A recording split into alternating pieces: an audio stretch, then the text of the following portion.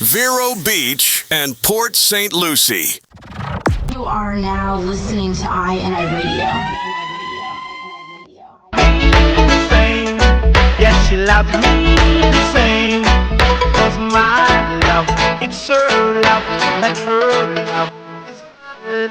Yes, right. Time, yes, she give me loving at the right time. Every day I love her just a little bit more, a little bit more, a little bit more. Every day I love her just a little bit more, and she loves me the same. Every time the thoughts are the same. Greetings, good people. Welcome back to Limitless Talk. I am your host, Lady Limitless, and that's DJ Rules, making sure we always have the good vibes here in the studio. Speaking of here in the studio, when I tell you we have a treat, oh my goodness, good people, we have an amazing treat for you today. We're talking to someone where we speak truth and we build legacy and we learn how to live without limits. And this man story connects education, entrepreneurship, and empowerment all in one. He's the founder of HAHOMES, a seasoned real estate investor and the mind behind Mind Molders, a program that literally changes how communities think about money and wealth. You know that's important. He's an author, a speaker, an educator, and a wealth builder. Mr. Hussain Abdullah is in the building. Hussain, welcome to Limitless Talk. Thank you for having me. Absolutely. How you feeling today in Miami? It's good. I woke up in Miami. We went to the beach this morning. We had a good day, and we're here with y'all, so nice. No complaints. Thank you so much for joining us. Listen, you've traveled a long way to come and share your gems with the community, so I'm going to jump right in if that's okay with you. Absolutely. Awesome. So you've spent more than 2 decades in real estate. What was the moment that made you realize that this is your calling? Somebody gave me the book Rich Dad Poor Dad when I was like 18, 19. And at the time, I really didn't like read. I'm more of a math person. Yes. I couldn't put the book down, and I instantly started to put some of the strategies to use after reading the book. Wow. I'm not going to ask you for strategies. I'm going to hold that. But I got you. Is there one that you said, you know what, I have to implement this right away because it just felt connected to like your spirit and who you are? I got a lot of games. So the first thing I did from reading the book was I never heard of a CD, a certificate of deposit. Yes. So I instantly opened 2. I did one for 6 months with 5,000, and then I did one for 1 year with 1,000, and I just wanted to kind of like compare the two just to see the ratios and whatnot. So something very simple, but I put it into action and started to learn that my money could make money for me passively. I love it. And that was at age 19. Wow. So you've been doing this. I mean, but you're only like 24 today. So I mean, you just been doing this a little bit of time. Thank you. From the classroom to the closing table. That's a serious pivot. How did your years as a math teacher shape the way that you teach wealth and real estate? The reality is I'm still a math teacher. Yeah, you are. Nothing changes. I don't talk about anything above 5th grade math. Closing deals for realtors, banks, all of those things are just simple fractions, percentages, decimals. So nothing past the elementary education. If you have that information, you can make unlimited money. Oh, that makes it sound doable for literally a 5th grader. So you founded HAHOMES over 10 years ago. What's the heart behind the company and how has it evolved since those early days? Funny story, HAHOMES started because I started buying so many properties that my lawyer was like, you might want to protect yourself and get an LLC. Right. I didn't even care about the name. I was like, whatever, Hussain Abdullah Homes, it doesn't matter. And so he was like, oh, HAHOMES. The point of the company at first was just to protect my assets. Right. And then as we started to grow, like in Texas and other states, I started to crowdfund before I knew what crowdfunding was because people from New York couldn't get the opportunities that we had in Texas. So I was able to pool funds and buy multiple properties and give them back dividends, all terms that I didn't know at the time. It just made sense because it was simple math. and I was paying way more than what they could get in the bank with a CD or a high yield account. Oh, so just make mathematical sense. If it makes sense, it makes dollars, we all win. Perfect. So you've guided hundreds of clients in building wealth. What's one mistake you see that people make when stepping into real estate for the first time? One thing that people do is they think it's HGTV. One tip I give people is start simple. Even if you want to start with a flip, don't think about moving walls, nothing where you're going to talk about plumbing. Simple cosmetics. Some people call it lipstick on a pig, but you don't want to do a big job with foundation and everything. You want to start as small as possible, because one mistake people make, and we buy a lot of those homes, are they don't anticipate their full budget. They go over budget way too early, and they end up losing all their money. So then it doesn't make sense, right? Dollars and cents at that point. So let's talk about flipping, because you went right into it. What's a real life lesson one of your flips taught you, whether it's profit or pain? All of them, and we're still learning. Like one of the ones we learned early on was I purchased a home where the gentleman left the house and left everything as is, and all I accounted for was the cosmetics, the roof, and then we accounted for like the appliances, let's just say, because the home had good bones. But he left $6,000 worth of trash. So I didn't account for that, so I lost that 6 G's. So now I add that into every budget, and then when we're purchasing a house, if it's full of trash, all right, well, you got to lower the price, because we have to account for that. And it's just things like that happen. Another house, I never had to do it at that point. We had to do tree pruning, and then it was like a $4,500 bill. And when you're making $20,000 margins, $4,000 or $5,000 could be 25% of your profit. So you have to look for all of these things up front, and all of my mistakes benefit my clients. They don't make those mistakes. I make sure that they, dot those I's, cross those T's. So it's worth going to, your classes and reading your book and plugging in, because you're able to help people not buck their toe on the very same thing that you've already lost money doing. 1,000%. We have all these videos. The first house that we did a foundation repair on, it was a pier and beam home, and we literally cut, it looked like braces, cut all the floors up because we didn't know better, and ended up spending another 15-20 grand. All we had to do was cut a crawl space, and then the gentleman could have worked under the house. But we didn't have a foundation team at that time. But again, and that video is up on YouTube, you know what I'm saying? Like, so you could see the mistakes, and I talked through all of them. So my pain is your gain. You don't have to make those mistakes. I talked through all of them. I love the way you're so transparent about it, and you're very humble too, and giving. Where does that start from? Because I know you didn't just wake up and say, you know what, I'm just going to be this wealth of knowledge, and I'm literally going to help the person next to me learn from my mistakes. It came from somewhere. It had to. I'm just guessing, because you're a New Yorker, right? Yeah, from Brooklyn. And so most people from New York, humbly, I'm going to say, they aren't willing to help people as much as you are. So where does that come from? I would say 2 places. One, my mom and my dad both were educators in their own rights. So I always had that around me, education, helping. And the reality is, one of my favorite sayings is, like, you either be humble or you get humbled. And there's so many times where I got humbled, and it's like, as you get wisdom, you understand that it's just best not to speak on certain things or not to act a certain way. And like in the book, for example, I talk about all of these different things that happened to me along the way, and I got humbled. And so those are mistakes again that I'm sharing, because I don't want people to make those same type of mistakes. And it's also a reminder to myself, like, as fast as the money could come, the money could go. As fast as the family could come, the family could go. All of these things can be taken in a day. So God, you have to cherish them. So that's where the humility comes in, understanding I can't control any of it. And why would you want to, right? That kind of takes like the journey out of it. It takes the, the zeal, I think, out of life. If you get to really project your every step and your every move. So you leave a lot of it to faith. Yeah, and that's why we came. So it was like, why not go to Miami? Yeah. And we have the freedom in our day, my team and I, you know what I'm saying, to be like, all right, come on, we're just going to go. So we have an experience. We have fun. Every day is a blessing. I was listening to your last show, And you was talking about even down to the seconds with the young lady you was talking about.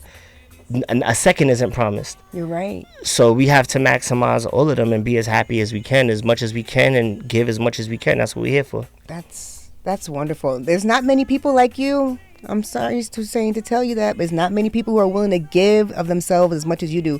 And I'm really grateful, and I know the listeners are really grateful for you coming to Miami in order to share your gems of wisdom. Matter of fact, I love it so much, I'm going to give you a break.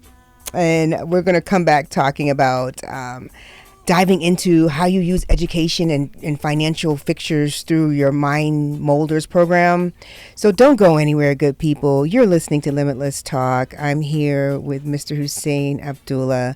DJ Jeroles, can you give us a few tunes and take us out? WEXI 102.3, WIDT, and WWRG 99.7. Coconuts Fusion Cafe, serving deliciously different Jamaican cuisine. Open daily for breakfast, lunch, and dinner. Serving your Jamaican food favorites like ackee, okra and kalaloo, ito stew, stir-fried veggie, oxtail, curry goat, and delicious seafood like tasty yellowtail snapper, delicious coconut curry salmon, vegetarian favorites like curry tofu, veggie chunks, veggie chicken, veggie salmon. Get your food prepared the way you like it, or we can serve it the way the doctor ordered, with no salt, no pepper. At Coconuts Fusion Cafe at 2408 South State Road 7 in Miramar. Dine-in or takeout. Open 7 days per week from 8:30 a.m. until 10 p.m. Anytime is a good time for Coconuts Fusion Cafe. To place your order, 954-961-3334. That's 954-961-3334. Coconuts Fusion Cafe, where our community eats. All right, good people, we are back. You are tuned into Limitless Talk here on INI Radio. DJ Jeroles is giving us all the feel goods with these tunes today. If you are tuned into 102.3 FM, thank you. 99.7 Orlando, we appreciate it. 105.3 Vero Beach. And if you're streaming live on INI Radio, thank you. Big up yourself, all of those who have downloaded the app. Why? You get the clearest sound, and you even get behind the scenes. You can see Mr. Hussain over here was bogling to all the good tunes here. It is an amazing vibe in the studio today, and let me tell you, Mr. Hussain has really brought the gems. I don't know if you were able to catch the first piece, but even if you haven't, he has more to share. He is the founder of HAHOMES. He's a seasoned real estate investor and the mind behind Mind Molders, which is a program.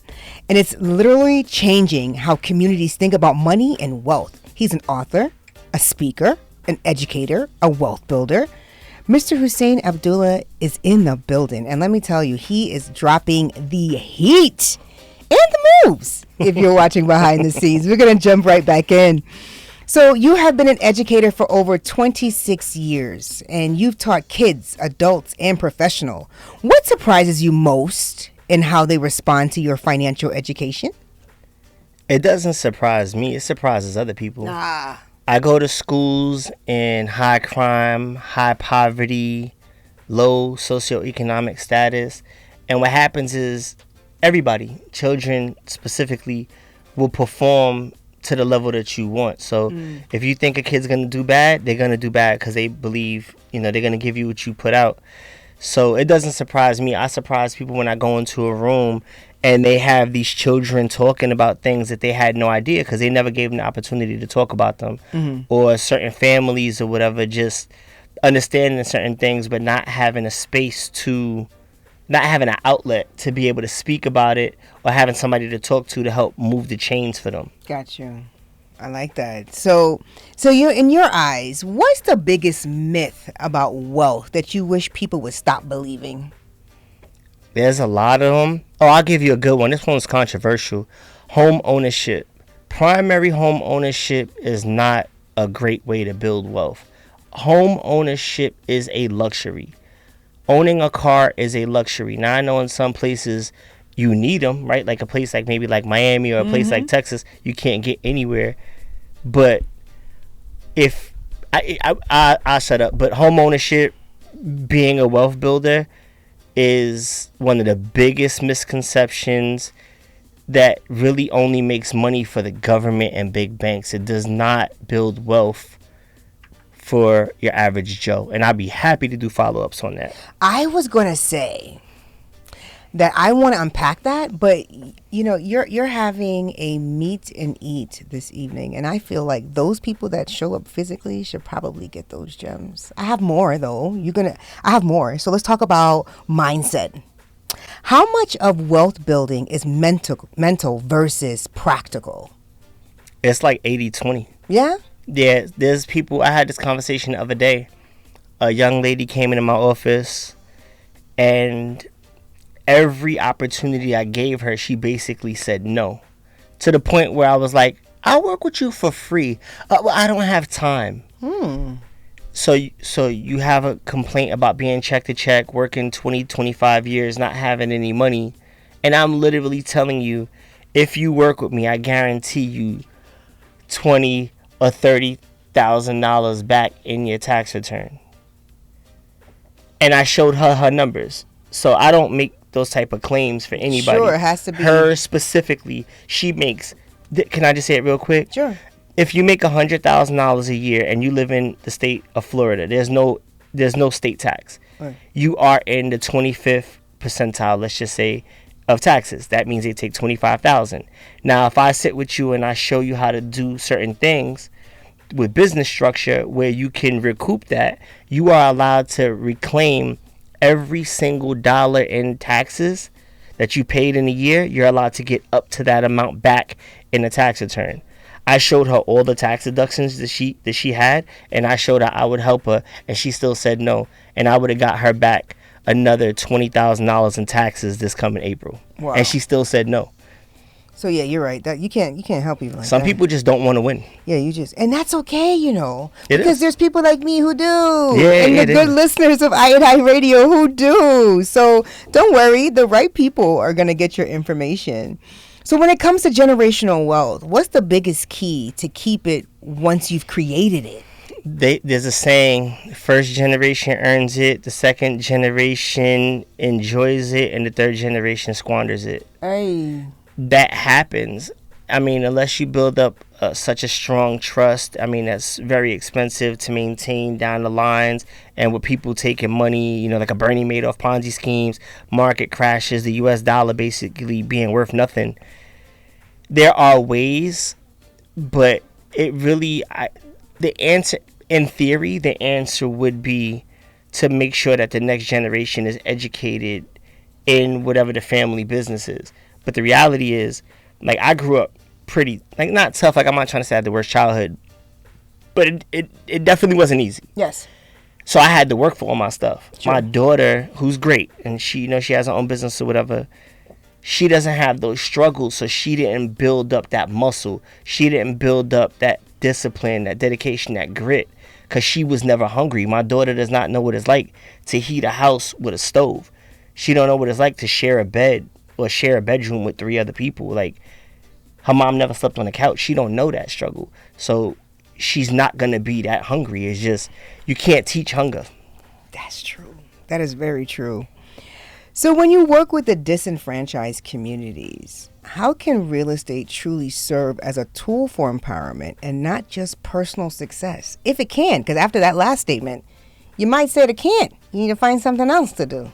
No. So that's what happens is, if we run back the replay, I said the misconception is that the best way to build wealth starts with primary home ownership. That's false. Mm-hmm. Real estate investing is the best way that I know outside of a business. We're talking pure investments. Right. Real estate is the best way to grow your wealth. Okay. Not even for the passive income, the cash on cash, the rent profit. The tax breaks alone is, I make my money off tax breaks. Oh. The equity and the appreciation of all of the value and everything, that helps me run around with more banks and this, that, and the third. So it builds my wealth.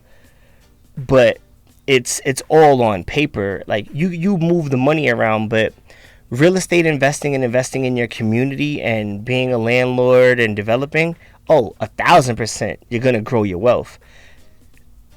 I want to say it, but you got to come to the, you know what I mean? Like, Yeah. I can't say. You have to. I can't. Hey, let me ask you another question so we can distract you.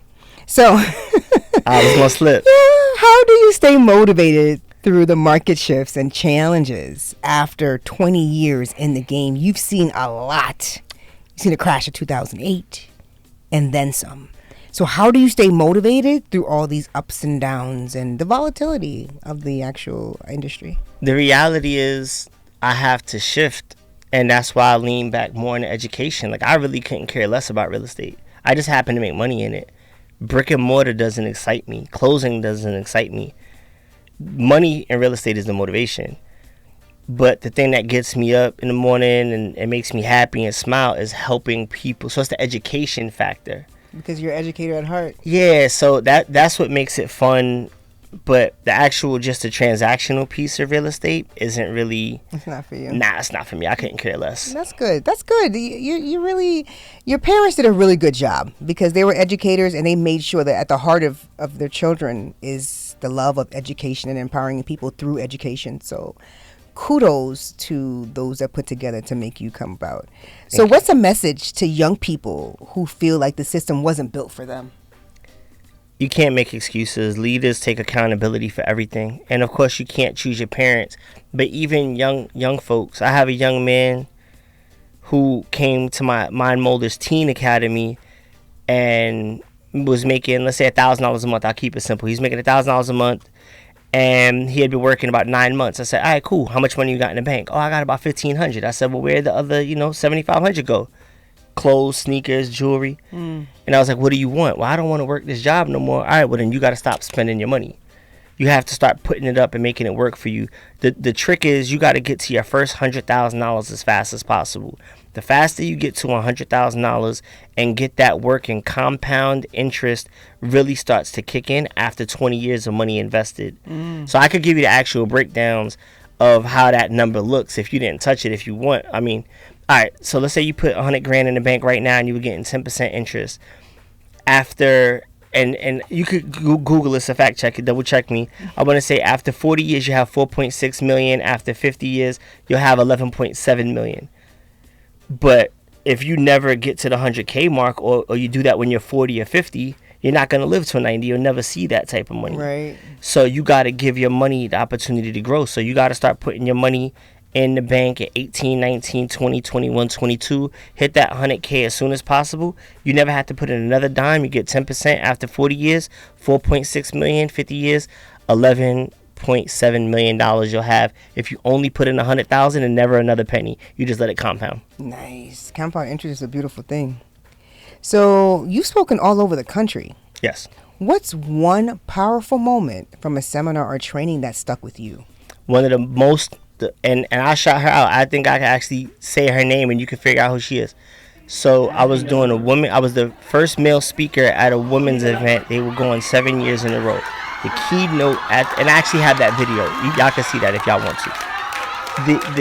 The keynote was the actress who played Celie in The Color Purple, but the young version, not Oprah, the young version. So you could go see the credits, go see her. And what she said when she was on stage, part of her speech was, people see you as they are. So you ever see somebody like, hey, you like, are you stealing, you touching stuff? Usually a thief will say that because they see the world as you see them. A liar always thinks somebody's lying. And so the point where she was saying that good people always get taken advantage of because they always see the good in other people. So that stuck with me because I watch how people project on me, or sometimes when I'm giving people energy, sometimes I want it more for the person than they want it for themselves. And you can't hurt yourself to help somebody else because you got to be here to help the people that you're meant to help. True. So that was one of the most powerful things I ever heard. And that was like 15 years ago. That's good stuff. It's definitely impactful. So between being an investor, an educator, and a leader, what part of your work brings you the most joy? I think I know the answer to that question. But what you think? Let me see. Education. Yeah, it's really just working with people. You know what I'm saying? Sometimes I work with a group of kids and I get a kid to be like, aha. Or like I went to this school in Central Texas and there were 2 girls in the class, two young women. One had on scrubs. And it was a college prep program, an AVID program. And I was like, who wants to go to school? Yada, yada, yada, whatever. And the young lady was, I want to go to this certain school. I said, how much does the school cost? She didn't know. We looked it up in front of the class. $60,000 a year. She was going to pay $240,000 after 4 years to get an undergrad. I said, what you want to go to school for? Nursing.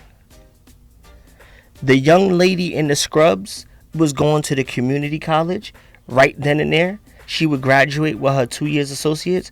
She's going to have the same exact job as this young lady. This young lady's going to graduate with $240,000 in debt and about $2,800 a month in bills in 4 years. And in 4 years, she'll be making about $80,000 debt free. College don't matter if you're going to be a nurse. College don't matter if you're going to be a teacher. Like, I think sometimes, like, even my mom, like, the best advice she could give was save your money. She didn't know any better. You got to go to college. She didn't really know much better, even though she had her degrees, but she didn't have that. So me going to talk to those kids, that young lady went home to talk to her parents, and I don't think she went to that school. I might have saved her $300,000-$400,000 in debt and interest, and she could still become a nurse. Yes. It's just nobody really talks to these kids like that because the parents' financial education isn't there. It's just go to a good school. Like, what does that mean?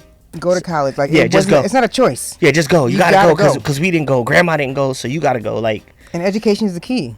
Yeah, especially in the Caribbean communities. Like, oh, you got to get your education, but they don't know how to steer you to do it. Go give the government more of your money. Go put more money. That's what happens. They don't have the tools. No, like you just said, they didn't have the tools. No. What I'm saying is the government, Fannie and Freddie Mac own 98% of the mortgages for primary homes. Yeah. FAFSA, the government gives 95% of student loans.